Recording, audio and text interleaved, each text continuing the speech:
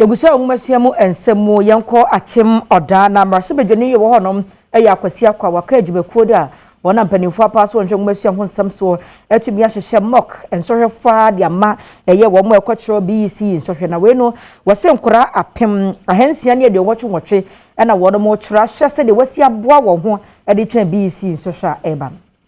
Bedwani akwasi akwa awono na wo Akyem Oda abaton pesua so aye mock examination de ama emofra wonom ewo JHS sebeya ebeboabo ho akọ BECE nsohwe kase awonom ebetwere no emu ebran sohwe yi ekosoa na enwomasu akwa nkyerefo wo Brim Central mensini ne mu Benjamin Kujo edito awofo anim se enya kyerefo nko na wo sebeti wani ehwe won ma wo sa awofo nso etimi ye won sede sebeya emofra yi ebetimi aboa won ho akọtwere nsohwe yi asomdwe mu yene akyerefo mpanimfo ne mofra ni nyina dikan atua na mo mekire o madesuam o madekirem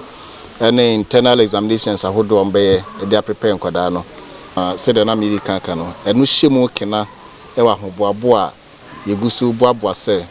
mofra no betumi etumi atwere sohwe no no mo atwere ni yie eno echi emrahye bedwani akwasi akwa etu asukufo ifo se wonsu ade yie sebeya obetimi atwa ne yie ewo nsohwe no emu mbeko ye no mbekire o mo se exams ya ye set ye ya hwehwe questions ahodo bi bebre ne de set ye enu nti no so omo yire omo ho na omo kyero exams di ye ya ebedu pempensuo bi no na omo kwocho main exams no questions ni bi ana se mbisa ni bi wo hodo ma ebetimi abebu apo bi anchen de wetimi akyero da ana se de wesua ka kyero omo se wo mu hunu se exams no enye kwa se ye ne saaka kwakwa ka yabo ewo ho no enye keke yaboka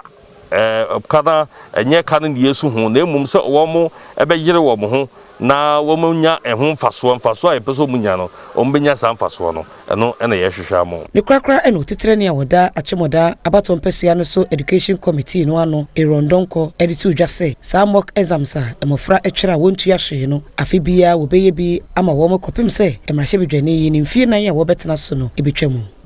say MP or started say obebo education of education no enye 2019 or started here say final year student cultural BECE obebe say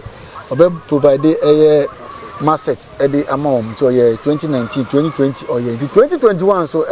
idea obe sign e the aboa education